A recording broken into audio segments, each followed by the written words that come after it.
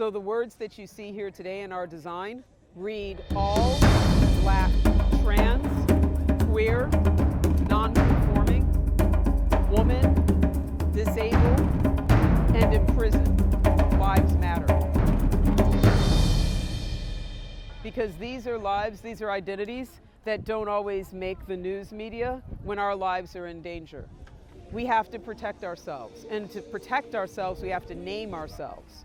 And so it was really important to give space in the hearts and the minds and the spirits of people who look at this and say, oh, it's beautiful, it's so colorful, isn't that exciting? Hopefully it will also sink in that this represents the way that people live in the world, and we deserve the right to live.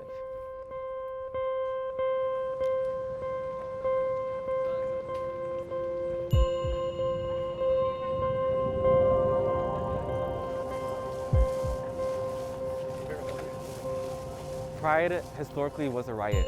It was a riot and a fight against police brutality. Pride has been co-opted by corporations, by capitalism, by white people who don't have the interests of our community at heart. This year, for this weekend, this Pride, we really want to focus on healing.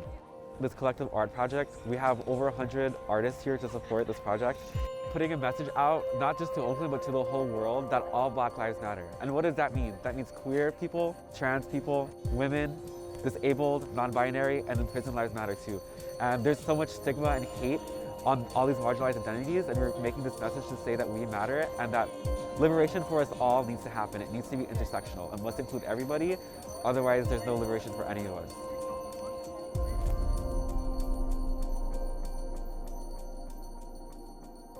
This really is coming from a place of opportunity to bring people into an awareness of the fact that we are being targeted for oppressions that other people don't have to think about.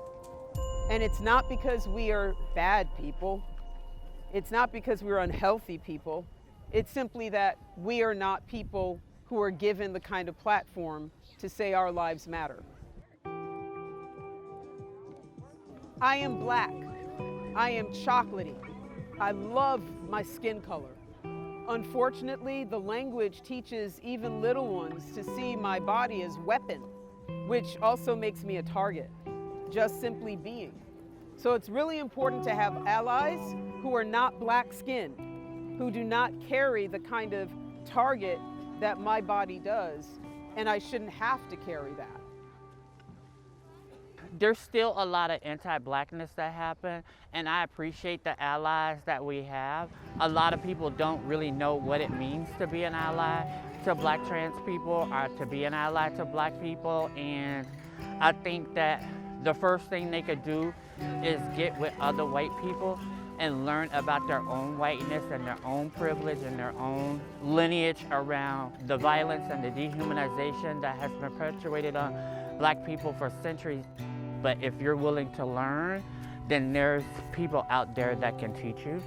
But it shouldn't be a Black trans woman. It should be someone that looks like you. We're not alone. So after we put the lines down, we put out the call, and there are folks who are just ready for that call, and they showed up. We're very grateful that we have a responsive community that is not about being reactionary when it comes to stepping forward and being an ally, but being proactive and coming to organizations that are grassroots organizations. They make certain that all of us have a safe space and we can eat and we can continue to do this work. That's how we make this happen.